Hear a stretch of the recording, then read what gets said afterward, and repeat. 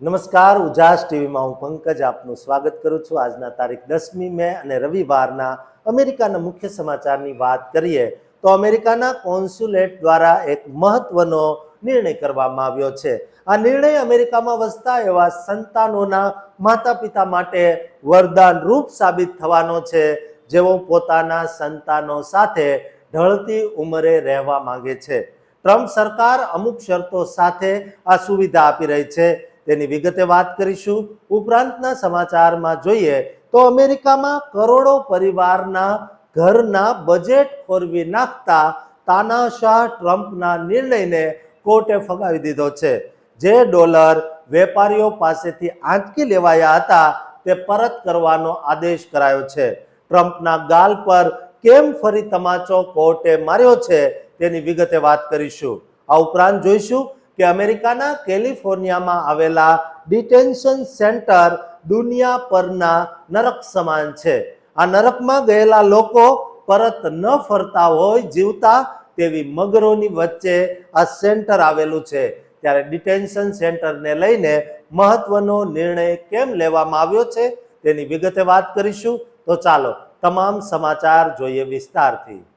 અમેરિકાના કોન્સ્યુલેટ તરફથી એક બહુ જ મોટા અને રાહતના સમાચાર સામે આવ્યા છે, જે ખાસ કરીને એવા વૃદ્ધ માતા પિતા માટે વરદાન રૂપ સાબિત થશે જેઓ વર્ષોથી પોતાના બાળકોને મળવા માટે અમેરિકા જવાના સપના જોઈ રહ્યા હતા। તાજેતરમાં જાહેર થયેલા આ નવા અપડેટ મુજબ B1 અને B2 વિઝિટર વિઝા માટે સ્પેશિયલ પ્રાયોરિટી એપોઇન્ટમેન્ટ સ્લોટ ખોલવામાં આવ્યા છે। આ આખું અભિયાન અમેરિકા ફર્સ્ટ ઇન ફેમિલી વેલ્યુઝના નામે શેર કરવામાં આવ્યું છે, જેવો મુખ્ય ઉદ્દેશ અમેરિકામાં કાયદેસર રીતે રહેતા બાળકો અને તેમના 50 વર્ષ કે તેથી વધુ વયના માતા પિતા વચ્ચેના પારિવારિક સંબંધોને મજબૂત કરવાનો છે। આ નિર્ણયથી અત્યાર સુધી જે વિઝા માટે વર્ષોનો વેઇટિંગ ટાઈમ રહેતો હતો તેમાં મોટો ઘટાડો જોવા મળશે અને યોગ્ય અરજદારોને હવે બહુ જ ટૂંકા સમયમાં ઇન્ટરવ્યૂ માટેના સ્લોટ મળી શકશે। કોલકાતા કોન્સ્યુલેટમાં હવે અરજદારોને 4 નવી અને અલગ કેટેગરીઝ જોવા મળી રહી છે, જેમાં સૌથી મહત્વનું ફોકસ 50 વર્ષથી વધુ વયના એવા માતા પિતા પર છે જેમના બાળકો અમેરિકામાં કાયદેસરનું સ્ટેટસ ધરાવે છે। આ ઉપરાંત વેરીફાઈડ બિઝનેસ પ્રોફેશનલ્સ માટે પણ શરતો સાથે નવી સુવિધા ઊભી કરવામાં આવી છે, જેથી વેપાર અને રોકાણને વેગ મળી શકે। જે લોકો પાસે કોઈ અગાઉનો વિઝા રિફ્યુઝલ રેકોર્ડ નથી તેવા જનરલ ટુરિઝમ પ્રવાસીઓ અને જેમના વિઝા છેલ્લા 24 મહિનામાં રિજેક્ટ થયા છે તેવા અરજદારો માટે પણ અલગ વ્યવસ્થા કરવામાં આવી છે।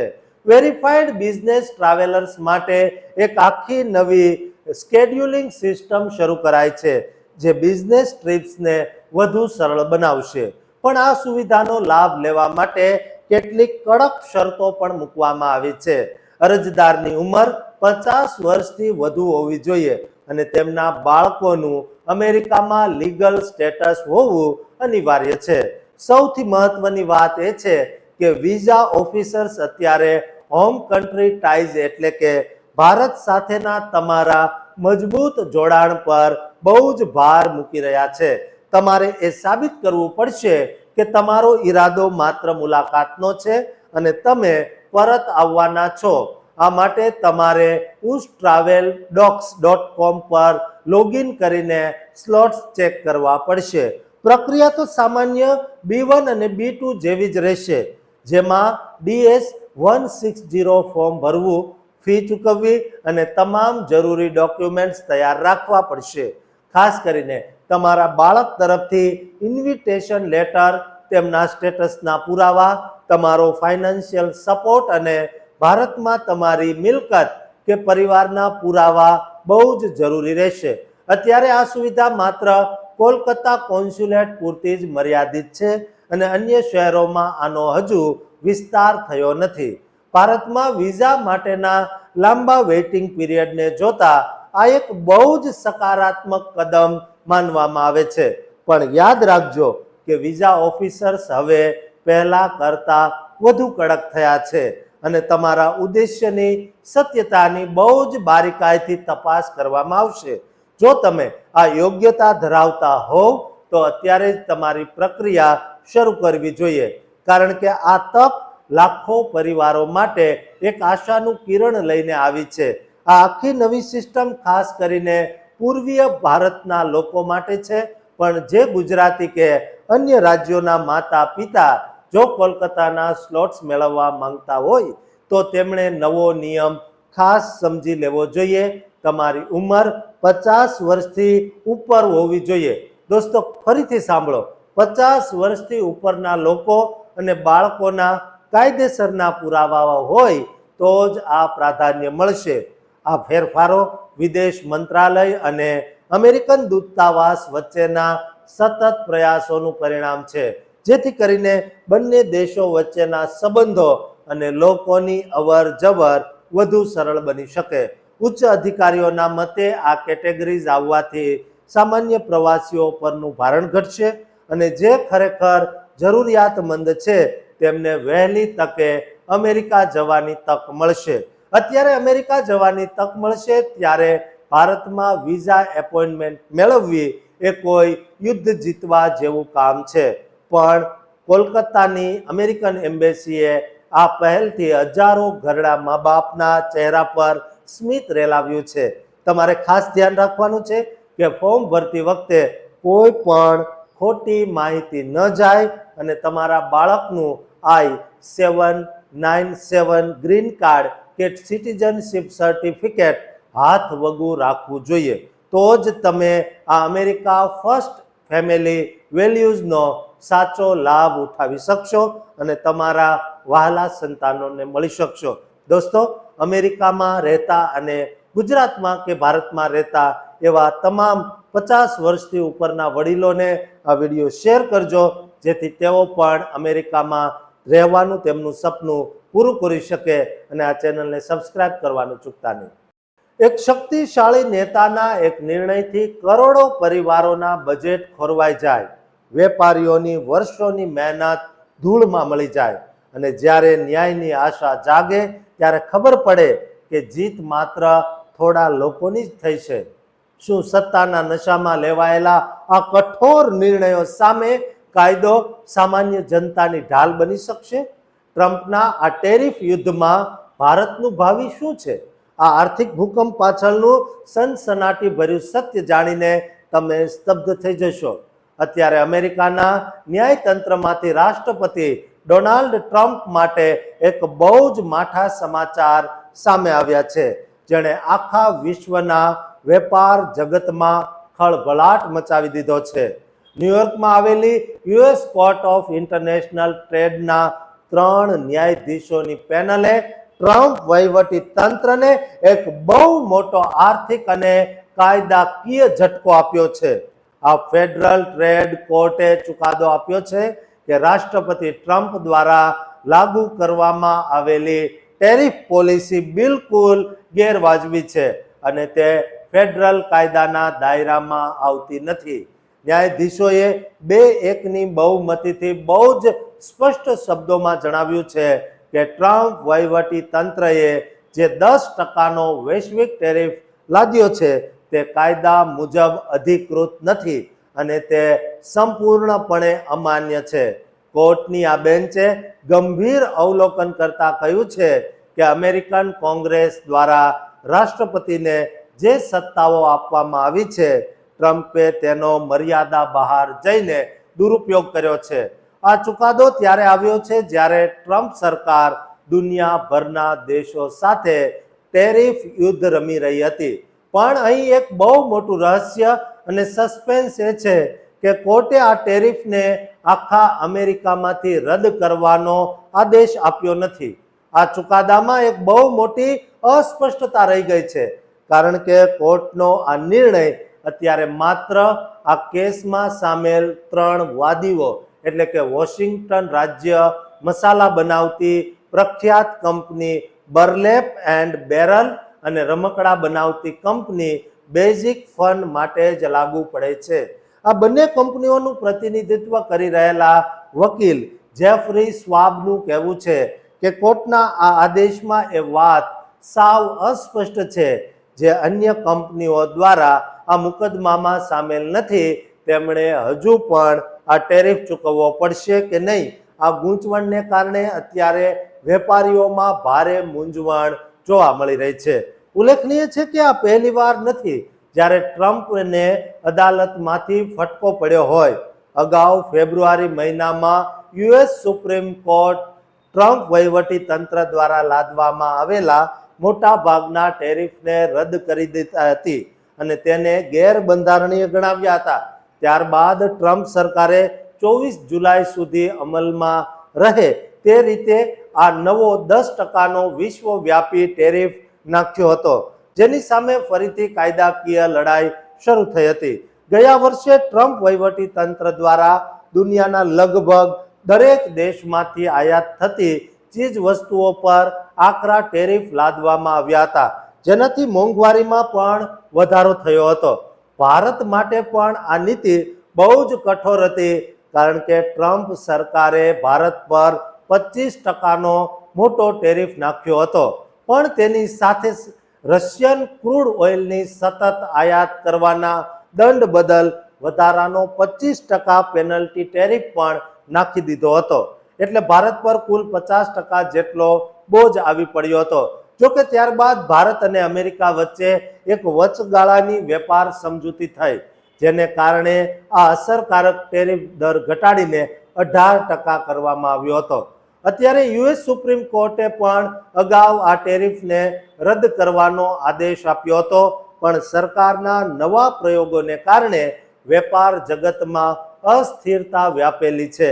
આ ચુકાદો સાબિત કરે છે કે લોકશાહીમાં કોઈ પણ રાષ્ટ્રપતિ કાયદાથી ઉપર નથી અને સત્તાનો મર્યાદા બહારનો ઉપયોગ ન્યાયતંત્ર ક્યારેય ચલાવી લેતું નથી. દોસ્તો, અત્યારે આખા વિશ્વની નજર 24 જુલાઈ પર ટકેલી છે કારણ કે ત્યાં સુધીમાં આ ટેરિફનું ભાવિ શું હશે તે નક્કી થઈ જશે.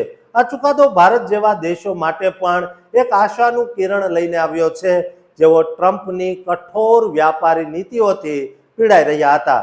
હવે જોવાનું એ રહેશે કે ટ્રમ્પ વહીવટી તંત્ર આ કાયદાકીય હાર પછી કેવા નવા દાવ રમે છે કે પછી વેપારીઓને આ બોજમાંથી મુક્તિ મળે છે. દોસ્તો, ગુજરાતના અને ભારતના દરેક મોટા વેપારીઓને આ વિડીયો શેર કરજો જેથી તેઓ પણ કેસ લડે અને પોતાએ ભરેલો ટેરિફ પાછો મેળવે. દોસ્તો, આ ચેનલને સબસ્ક્રાઇબ કરવાનું પણ ચૂકતા નહીં. દોસ્તો, કલ્પના કરો કે અમેરિકામાં એક એવું નરક છે જે ફ્લોરિડાના વિશાળ દલદલોની વચ્ચે મગરમચ્છોથી ઘેરાયેલું છે અને ત્યાં 22,000 લોકોની કિસ્મત પર ફેંસલો લેવાઈ ચૂક્યો છે. શું આ નરકનો દરવાજો હવે કાયમ માટે બંધ થવા જઈ રહ્યો છે કે પછી આ માત્ર સત્તાની એક નવી ચાલ છે? $1 મિલિયન રોજના ખર્ચે ચાલતા આ એલિગેટર અલ્કાટ્રાઝ પાછળનું ભયાનક સત્ય અને ત્યાં કેદીઓ સાથે થતો દુર્વ્યવહાર જાણીને તમે ચોક્કસ સ્તબ્ધ થઈ જશો. અત્યારે અમેરિકાના ફ્લોરિડા રાજ્યમાંથી એક અત્યંત ચોંકાવનારી અને ચર્ચાસ્પદ ખબર સામે આવી છે જેણે ઇમિગ્રેશન નીતિઓ અને માનવ અધિકારો પર સવાલ ઊભા કર્યા છે. ફ્લોરિડાના ગવર્નર રોન ડિસેન્ટિસે ગુરુવારે એક મોટું નિવેદન આપતા જણાવ્યું છે કે ફ્લોરિડાના એવરગ્લેડ્સ વિસ્તારમાં આવેલું અને એલિગેટર અલ્કાટ્રાઝ તરીકે કુખ્યાત ઇમિગ્રેશન ડિટેન્શન સેન્ટર હંમેશાથી કામ ચલાવ જ રાખવાનું નક્કી કરવામાં આવ્યું હતું. આ નિવેદન ત્યારે આવ્યું છે જ્યારે ન્યૂયોર્ક ટાઈમ્સે અહેવાલ આપ્યો હતો કે રાજ્ય અને સંઘીય અધિકારીઓ આ કેન્દ્રને બંધ કરવા અંગે પ્રારંભિક વાતચીત કરી રહ્યા છે. ગવર્નર ડિસેન્ટિસે લેકલેન્ડમાં એક ન્યૂઝ કોન્ફરન્સ દરમિયાન જણાવ્યું કે ગયા ઉનાળામાં આ કેન્દ્ર ખુલ્યું ત્યારથી અત્યાર સુધીમાં 22,000 જેટલા અટકાયતીઓને પ્રોસેસ કરવામાં આવ્યા છે અને તેમને ડિપોર્ટ એટલે કે દેશ નિકાલ કરવામાં આવ્યા છે. તેમણે બહુ જ સ્પષ્ટ શબ્દોમાં કહ્યું છે કે એક સમયે અમે આ કેન્દ્રને ચોક્કસપણે તોડી પાડીશું કારણ કે તે અમારો લક્ષ્યાંક જ હતો. જો ડિપાર્ટમેન્ટ ઓફ હોમલેન્ડ સિક્યુરિટીને એવું લાગતું હોય કે તેમની પાસે અન્ય સ્થળોએ અટકાયતીઓને રાખવા માટે પૂરતા સંસાધનો છે, તો આ સુવિધાને ધીમે ધીમે ઓછી કરવામાં આવશે. જોકે અત્યાર સુધી DHSના અધિકારીઓએ સત્તાવાર રીતે એવું નથી કહ્યું કે તેઓ આ કેન્દ્ર બંધ કરવા માંગે છે, પણ જ્યારે માર્ચ મહિનાના અંતમાં માર્કવેન મુલિન નવા સેક્રેટરી બન્યા ત્યારે તેઓ આ આખી વ્યવસ્થાને એક નવી નજરથી જોઈ રહ્યા છે. આ કેન્દ્ર વિશે જે વાતો બહાર આવી છે તે ખરેખર હૃદયદ્રાવક છે, કારણ કે ત્યાં રહેલા અટકાયતીઓએ બહુ જ ખરાબ શારીરિક પરિસ્થિતિઓ અને વકીલો સુધી પહોંચવામાં પડતી મુશ્કેલીઓનું વર્ણન કર્યું છે. DHS દ્વારા ગુરુવારે એવો ઇનકાર કરવામાં આવ્યો હતો કે તેઓ ફ્લોરિડાને આ કેન્દ્રની કામગીરી બંધ કરવા માટે દબાણ કરી રહ્યા છે. તેમણે ફ્લોરિડાને પ્રમુખ ટ્રમ્પના ઇમિગ્રેશન એજન્ડાને આગળ વધારવામાં એક મૂલ્યવાન ભાગીદાર ગણાવ્યો છે. પણ દોસ્તો, સૌથી મોટો પ્રશ્ન આર્થિક બોજનો છે, કારણ કે ફ્લોરિડા આ કેન્દ્ર ચલાવવા માટે દરરોજ $1 મિલિયન એટલે કે આશરે 8 કરોડ રૂપિયાથી વધુનો ખર્ચ કરી રહ્યું છે, અને ડિસેન્ટિસે સંઘીય સરકાર પાસેથી $608 મિલિયન વળતરની માંગ કરી છે, જે હજુ સુધી મળી નથી. આ કેન્દ્રના આંતરિક નિયમો પણ બહુ જ કઠોર છે, જે એક મુકદ્દમા દરમિયાન જાહેર થયેલા હેન્ડબુકમાંથી જાણવા મળે છે, જેમાં કેદીઓને તેમના ગુનાહિત ઇતિહાસના આધારે અલગ રાખવામાં આવે છે. અને સૌથી વધુ ભયાનક વાત એ છે કે જ્યારે હાજરી લેવામાં આવે ત્યારે કેદીઓને હલનચલન કરવાની કે વાત કરવાની પણ ચોખ્ખી મનાય છે. જો કોઈ એક વ્યક્તિ પણ ભૂલ કરે તો આખા ડોરમેટ્રીના તમામ લોકોને સામૂહિક સજા આપવામાં આવે છે અને તેમને તેમના રહેવાના એકમોમાં પૂરી દેવામાં આવે છે. આ હકીકત સાબિત કરે છે કે કાયદાના નામે ત્યાં કેવું દમન ચાલી રહ્યું છે. હવે જ્યારે આ કેન્દ્રને બંધ કરવાની વાતો ચાલી રહી છે, ત્યારે જોવાનું એ રહેશે કે શું ખરેખર આ માનવીય કારણોસર છે કે પછી આર્થિક બોજ અને રાજકીય સમીકરણો જવાબદાર છે. ફ્લોરિડાની આ મગરમચ્છોથી ઘેરાયેલી જેલનું ભાવિ હવે અધરતાલ છે. આ હજારો લોકોના જીવ અને કરોડો ડોલરના વહીવટ વચ્ચે જે સત્ય દબાયેલું છે તેને દુનિયા સમક્ષ લાવવું બહુ જરૂરી છે. ગવર્નર ડિસેન્ટિસનું આ પગલું જો ખરેખર અમલમાં આવશે તો તે ઇમિગ્રેશનના ઇતિહાસમાં એક બહુ મોટો વળાંક સાબિત થશે, કારણ કે આટલા મોટા પાયે ચાલતા સેન્ટરને અચાનક બંધ કરવું એ વ્યવસ્થાપન માટે પણ એક પડકાર છે.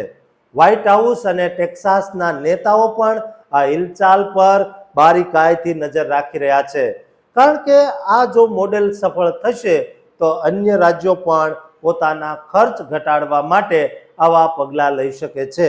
દોસ્તો, આ નરકને બંધ કરવું જોઈએ કે કેમ? તમારું શું મંતવ્ય છે તે કોમેન્ટ બોક્સમાં જરૂર લખજો અને આ ચેનલને સબસ્ક્રાઇબ કરવાનું ચૂકતા નહીં.